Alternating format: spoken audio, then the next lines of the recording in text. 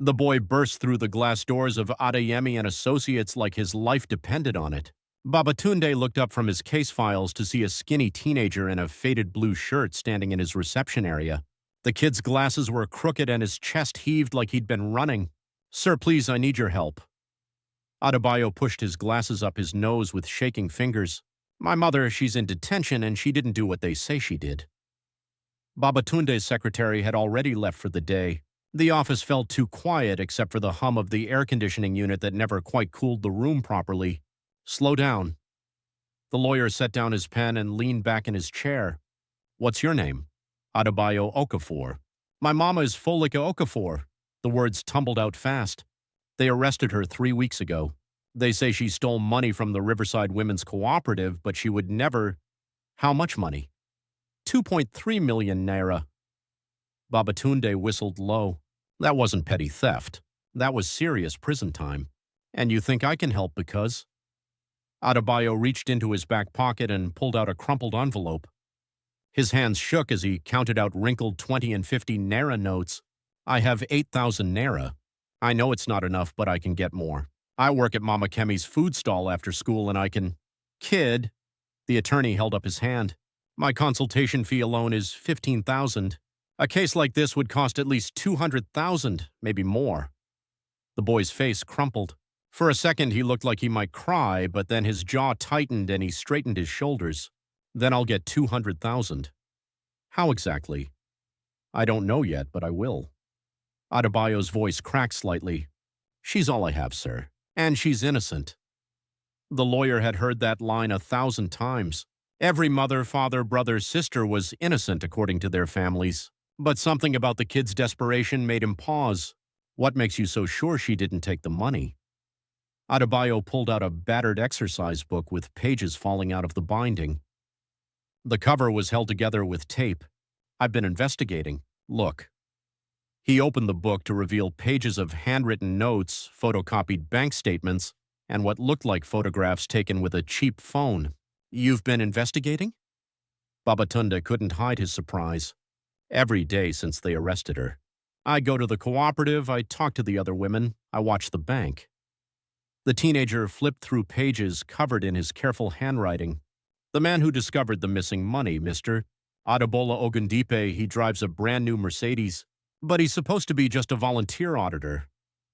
The attorney leaned forward despite himself. "Go on. And look at this." Adebayo showed him a blurry photograph of a man in an expensive suit entering a building. "That's him going into Metropolitan Trust Bank. But the cooperative bank's with First City Bank. Why would he be there?" The kid had been busy. Amateur detective work, but more thorough than some of Babatunde's paying clients provided. "This doesn't prove your mother's innocence. But it proves something's wrong, doesn't it?" The boy's eyes were bright behind his crooked glasses. "And there's more. The dates don't match up right. The money went missing over 6 months, but my mama only had access to the accounts for 3 of those months." Babatunde found himself actually interested now. The teenager had a point about the timeline. "Why should I take this case? I've got paying clients waiting." "Because you're the only lawyer who will even listen to me." Adebayo's voice dropped to almost a whisper. "I went to 5 other offices. They all said the same thing. No money, no case." The kid was probably right. Legal aid wouldn't touch something this complex and private lawyers needed to eat. But there was something else. Something about the name Folik that tickled the back of his memory. Where had he heard it before? "What did you say your mother's full name was?" "Folake Okafor." The name hit him like a punch to the chest. Folake. 17 years ago. The woman who'd disappeared without a trace after testifying in the biggest embezzlement case of his early career. It couldn't be the same person. Could it? "Sir?" Adebayo was staring at him. "Are you all right?" The lawyer realized he'd been silent for too long. His coffee had gone cold in his cup. "Tell me about your mother. How long has she lived in Riverside?" "Since I was little. Maybe 11 years?" The boy shifted his weight from foot to foot. "Why, 11 years? That would be about right.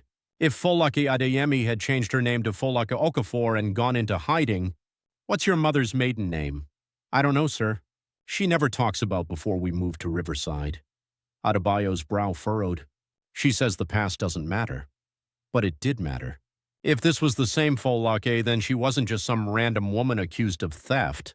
She was the witness who'd tried to bring down one of Lagos's most protected criminals 17 years ago. And if Babatunda was right about who was really behind this frame job, then this skinny kid with his amateur detective work had just walked into something much more dangerous than a simple embezzlement case. All right.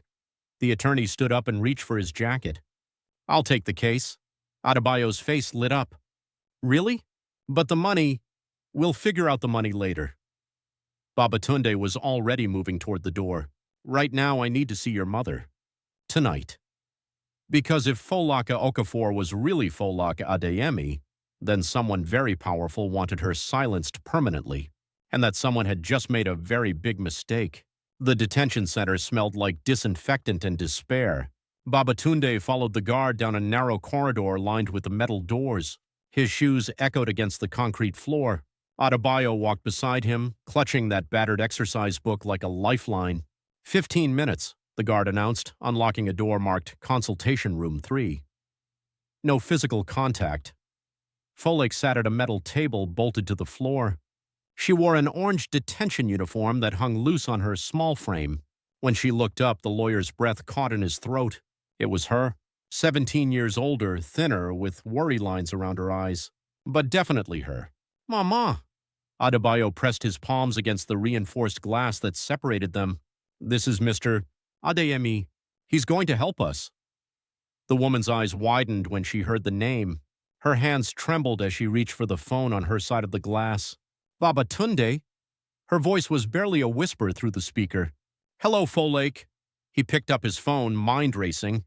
It's been a long time. The teenager looked back and forth between them. You two know each other? We met once.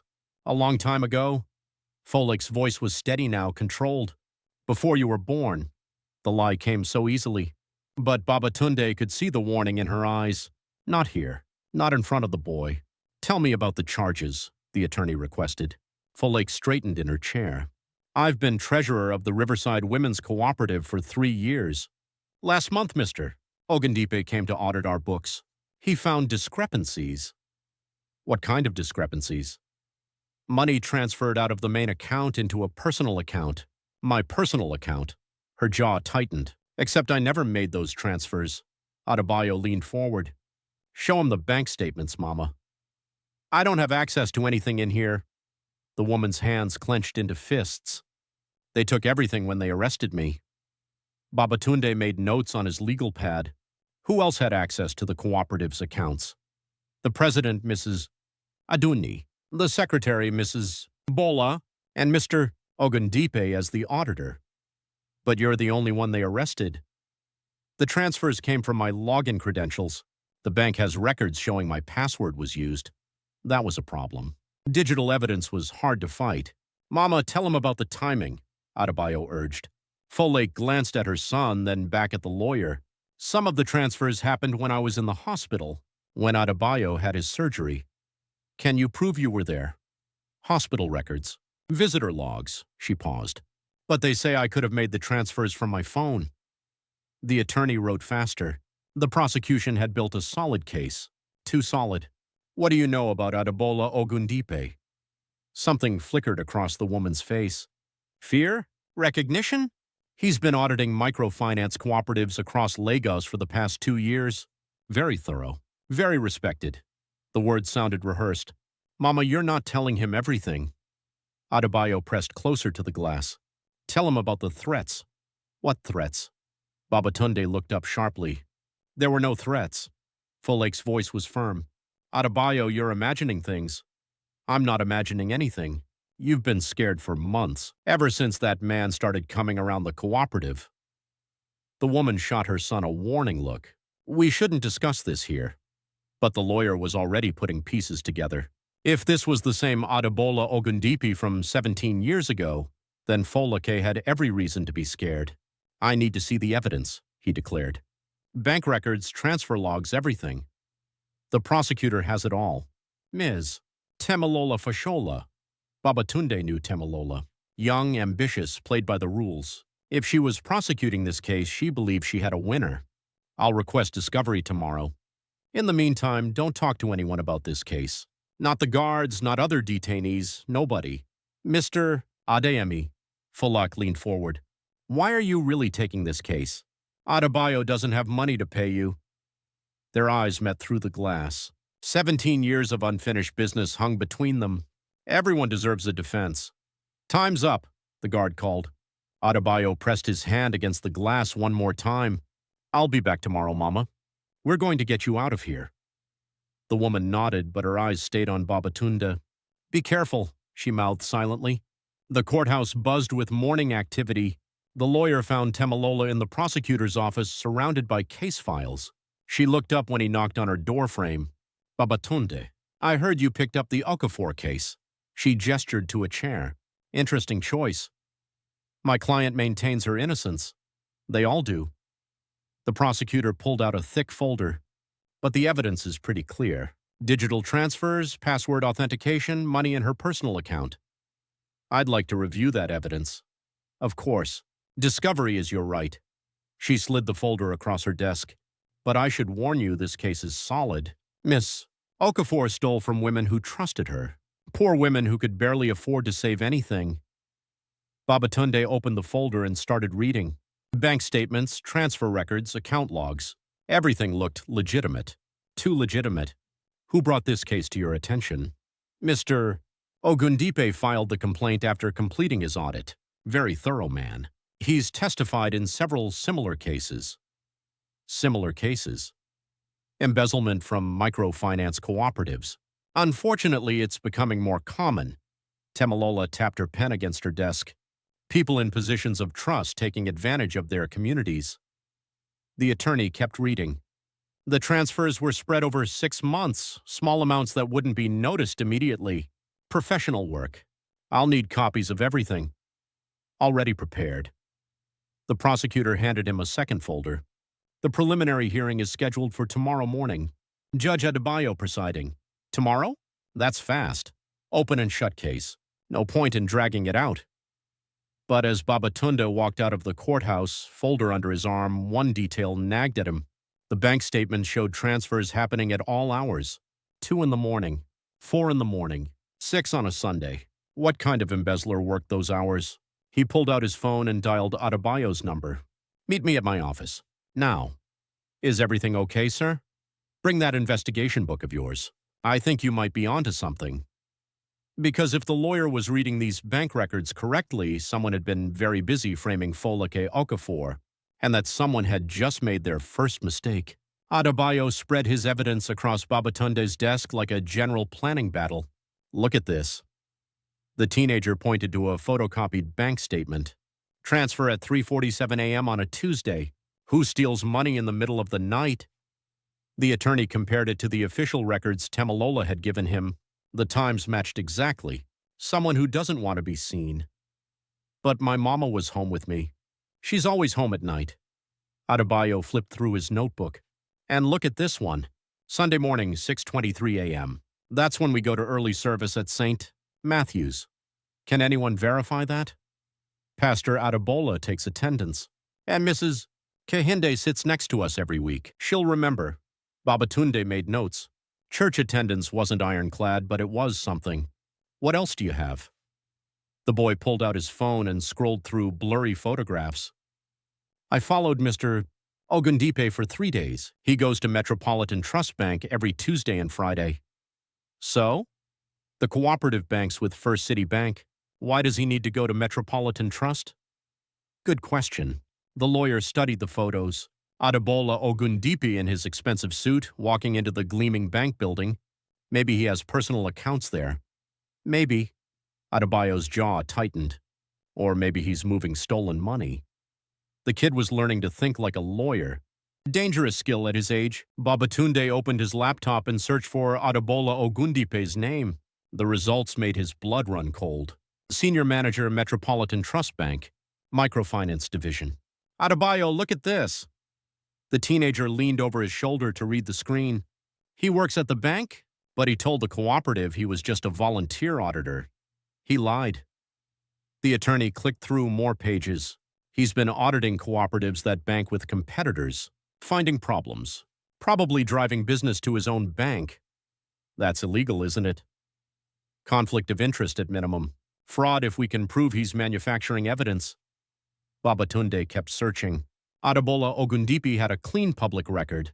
Too clean. No scandals, no complaints, no negative press. But there was something familiar about the name. Something that made his stomach twist. He opened his filing cabinet and pulled out a folder marked Closed Cases 2007. His hands shook as he flipped through old documents. There it was. Adebola Ogundipe, defendant in a major embezzlement case. Charges dropped due to insufficient evidence and procedural errors. The witness who'd testified against him was named Folake Adeyemi. Sir? Adebayo was staring at him. You look like you've seen a ghost. The lawyer stared at the old case file. Folake's testimony had been compelling, detailed, damning, but the defense had torn it apart on technicalities. Ogundipe had walked free, and now 17 years later he was framing her for the exact same crime he'd committed. We need to go back to the detention center. Now. Why? What did you find? Babatunde was already grabbing his jacket. Your mother's in more danger than we thought. The consultation room felt smaller this time. Folake sat across from them, her orange uniform wrinkled from sleeping on a thin mattress. Dark circles ringed her eyes. You look terrible, Adebayo observed into the phone. Prison isn't a spa. But she managed a weak smile. What's so urgent? The attorney slid the old case file against the glass so she could see it. Adebola Ogundipe, 2007. Ring any bells? The woman's face went white. Her hands gripped the phone so tightly her knuckles showed. Where did you get that? My files.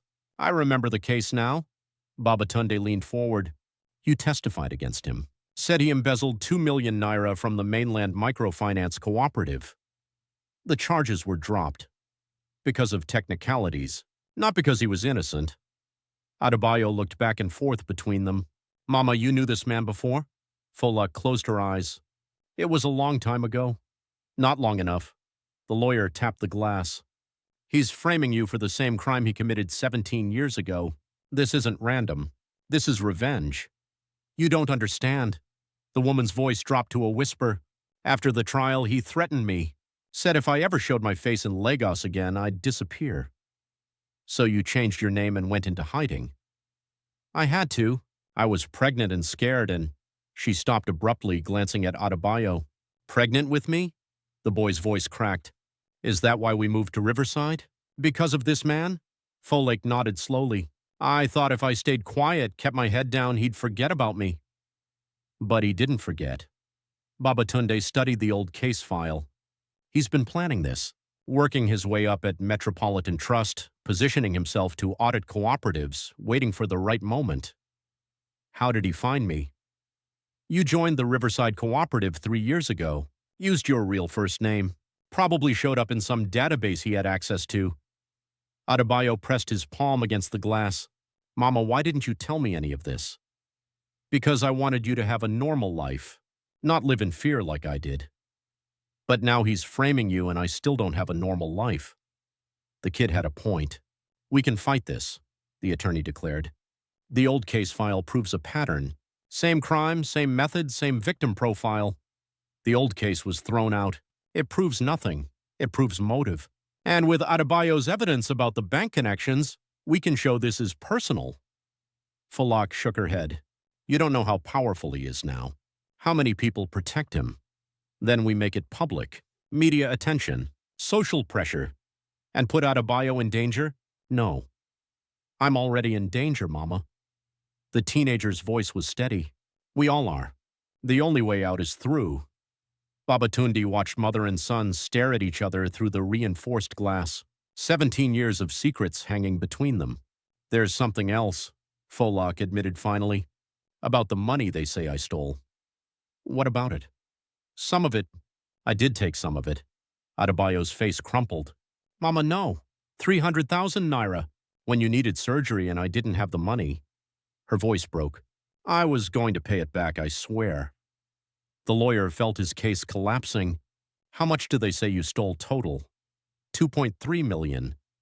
So Ogundipe stole 2 million and framed you for all of it, knowing you couldn't deny taking the 300,000. He's been watching us, waiting for me to make a mistake. The consultation room door opened. The guard stepped in. Time's up. And lady, you've got another visitor. Who? Mr. Ogundipe. Says he needs to discuss restitution. Folake's face went gray. I won't see him. Not your choice. Court order. Babatunde stood up fast. What court order? Came through an hour ago. Victim has the right to meet with defendant about financial recovery. Adebola Ogundipe was walking down the corridor toward them. The man moved down the hallway like he owned the place. His tailored suit cost more than most people made in 6 months. Gold cufflinks caught the fluorescent light. He nodded politely to the guard like they were old friends. Mr. Adeyemi. His voice was smooth, educated. I didn't expect to see you here. Court-appointed counsel. Babatunde stepped between Ogundipe and the consultation room. My client doesn't want to meet with you. The court disagrees. The banker pulled out a folded document. Victim's rights. I'm entitled to discuss restitution. Adebayo pressed closer to the glass, staring at the man who'd destroyed his family. You're not a victim. You're a thief. Ogundipe's smile never wavered.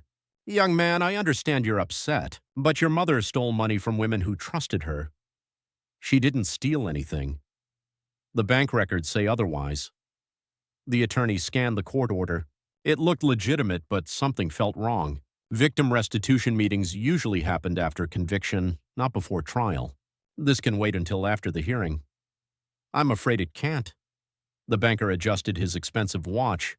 I'm flying to Abuja tomorrow on business. This is my only available time. The guard unlocked the consultation room door. 15 minutes. Lawyer can observe but can't interfere. Folak sat frozen as Ogundipe entered her side of the room. He settled into the metal chair across from her like he was attending a business meeting. Hello, Folake. You look well. She didn't pick up the phone. Not speaking to me. That's unfortunate. The man lifted his phone anyway. We have so much to discuss. Babatunde grabbed his phone. Don't say anything without counsel present. Smart advice. Ogundipe's eyes glittered. Though I'm not here about the current charges.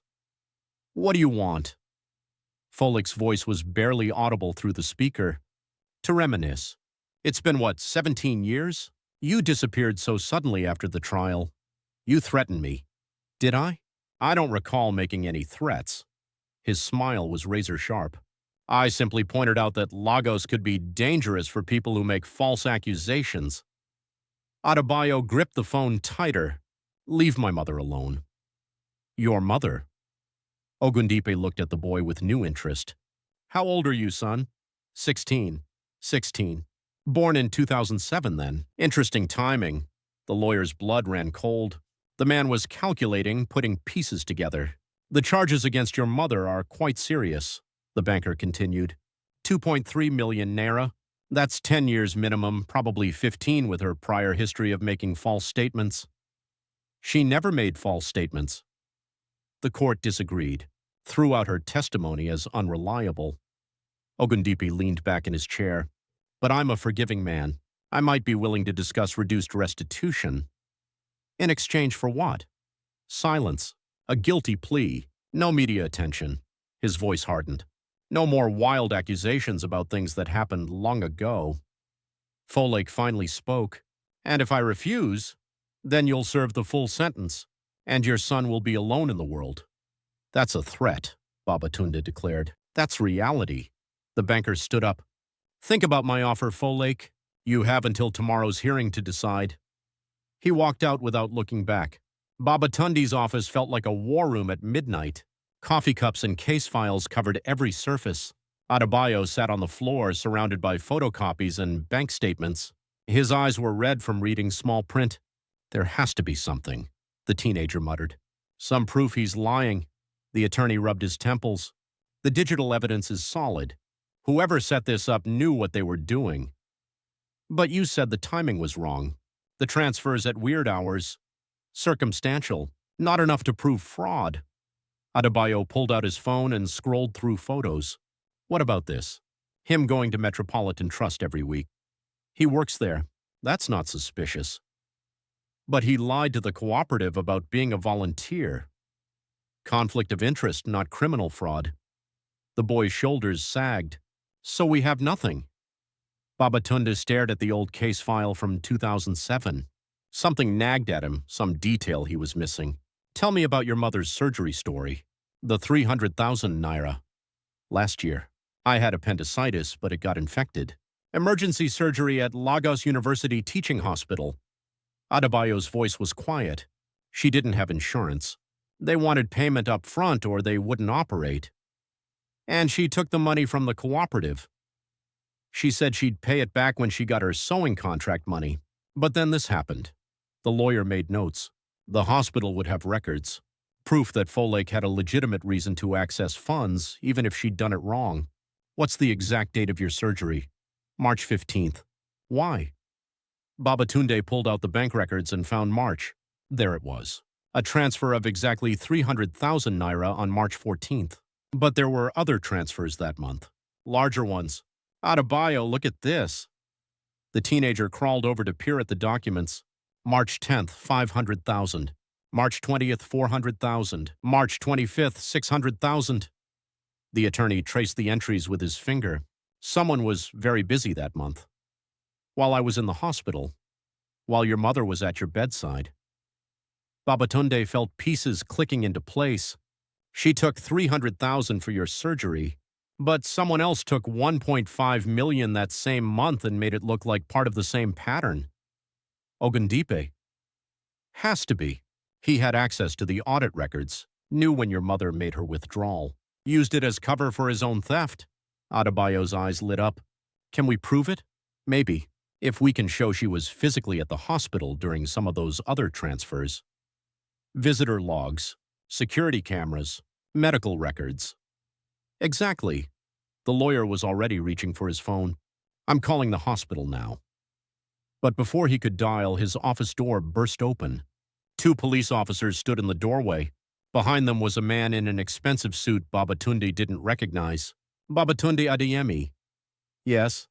You're under arrest for witness tampering and obstruction of justice. What? That's ridiculous. The man in the suit stepped forward. I'm Inspector Taiwo. We have evidence you've been coaching your client to change her testimony. Adebayo jumped to his feet. That's not true. Son, you need to come with us too. Questions about your illegal surveillance activities. Surveillance? Inspector Taiwo held up printed photographs. The same blurry shots of Ogundipe that Adebayo had taken outside the bank. Stalking is a serious crime, young man.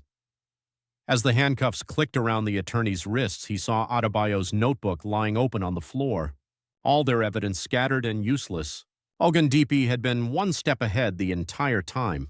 The holding cell smelled like sweat and broken dreams. Babatunde sat on a concrete bench next to Adebayo, both still in handcuffs. The teenager's glasses were cracked from when the officers had been too rough pushing him into the police van. This is my fault, the boy whispered. I should never have taken those pictures. You were trying to help your mother. And now we're both in jail and she's still trapped.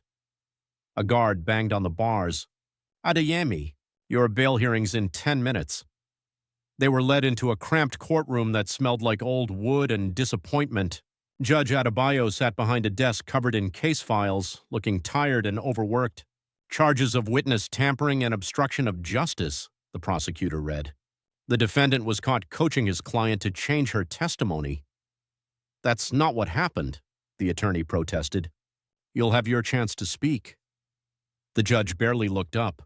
Bail is set at 500,000 naira. Babatunde's heart sank. He didn't have that kind of money readily available. Your Honor, if I may. A woman's voice from the back of the courtroom. Everyone turned. Temalola Fashola walked down the aisle carrying a briefcase and wearing a grim expression. Ms. Fashola, you're prosecuting the Okafor case, not this one. Actually, Your Honor, I'm here to withdraw charges in the Okafor case. The courtroom went silent. On what grounds? The prosecutor opened her briefcase and pulled out a thick folder. New evidence has come to light suggesting prosecutorial misconduct and evidence tampering. Explain. 3 hours ago, I received an anonymous tip directing me to examine the digital timestamps on the bank transfers more carefully. Temalola's voice was steady, but her hands shook slightly. The metadata shows the transfers were initiated from Metropolitan Trust Bank's internal network, not from Mrs. Okafor's personal devices. The judge leaned forward. You're saying the evidence was fabricated? I'm saying someone with access to Metropolitan Trust systems created false transfer records and backdated them to frame Mrs. Okafor. Babatunda felt hope surge in his chest. Furthermore, Temalola continued, hospital security footage confirms Mrs. Okafor was physically present at Lagos University Teaching Hospital during several of the alleged transfer times. She couldn't have made those transactions. Who provided this anonymous tip? I don't know, but the evidence is legitimate. I've verified it independently. The prosecutor handling Babatunde's case stood up. Your Honor, this doesn't change the witness tampering charges. Actually, it does. Temalola turned to face him. If Mrs. Okafor was framed, then Mr. Adeyemi wasn't tampering with witnesses. He was uncovering the truth. Judge Adebayo rubbed his temples. This is highly irregular. Justice often is, Your Honor. 20 minutes later, Babatunde and Adebayo walked out of the courthouse as free men.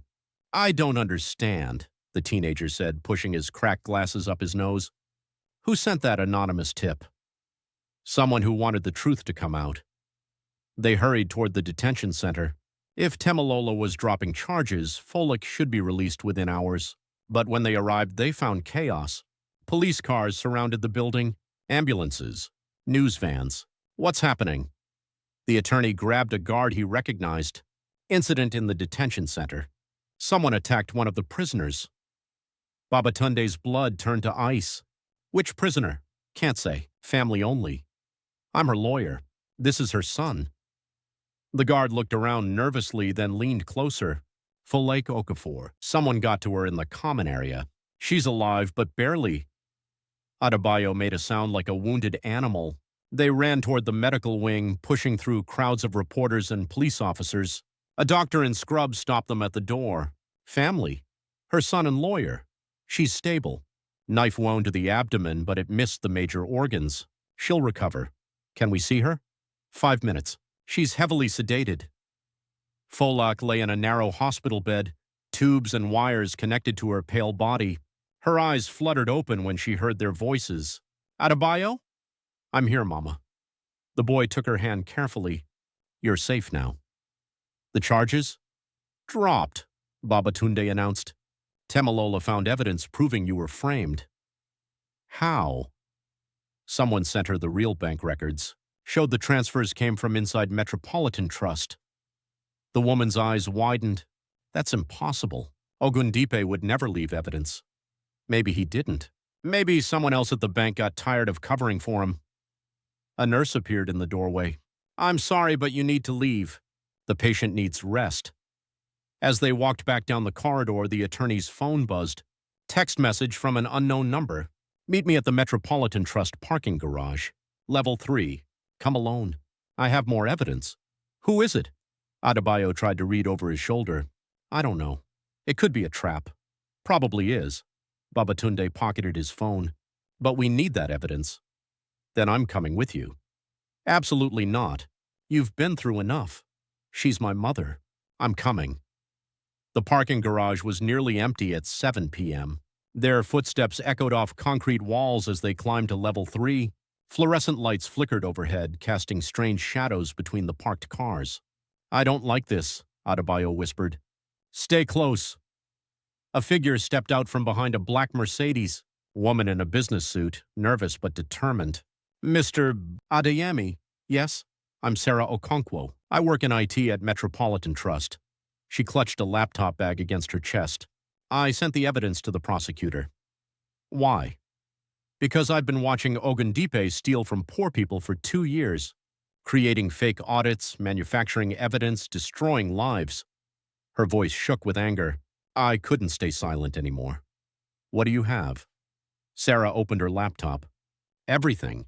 Server logs showing when the fake transfers were created. Email chains between Ogundipe and his accomplices. Bank records going back 5 years.